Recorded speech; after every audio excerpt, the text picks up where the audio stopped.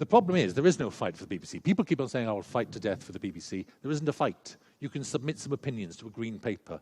It's as with John Whittingdale, the Culture Secretary in Edinburgh, said, oh no, we're not looking at privatising Channel 4. And he lied to the entire country, because now, today, it turns out that, of course, and we know this in the industry, yes, they are looking at privatising Channel 4. And everyone behind the scenes has known this for a long time. They are absolutely dead set against dismantling the BBC and turning it into a subscription service. It's just a fact. And I'm not having a... It's very easy for someone like me to sit and have a go at the Tories.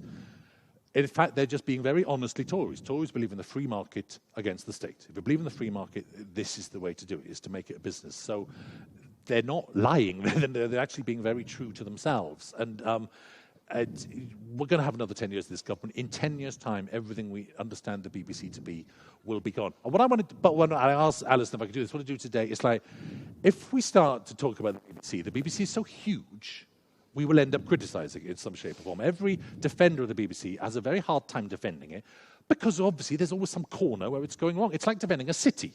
You could sit here and talk about how marvellous London is. There are corners of London you can't defend. It's the same with the BBC. Try and defend it, you get stuck. You get stuck on the problems and the details.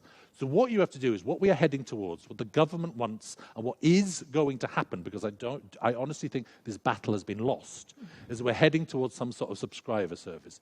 And where the mistake then is made is that everyone, and this was in like the Radio Times letter page when you started this debate, and there were people on that letters page saying, why don't we have a subscriber service like HBO?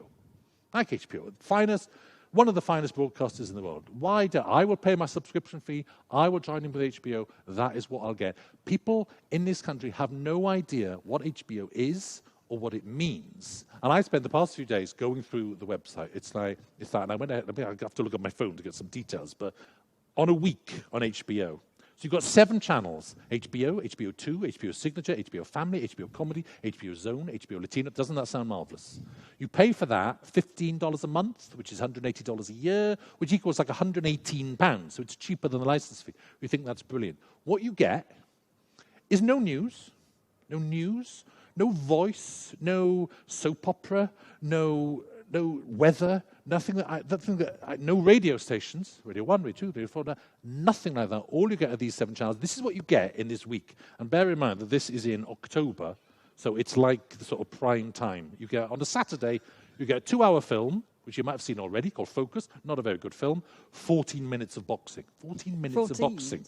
On a Sunday night is good, you get 2.5 hours of original programs, including The Leftovers, which is a great drama, Doll and M. Monday night, nothing.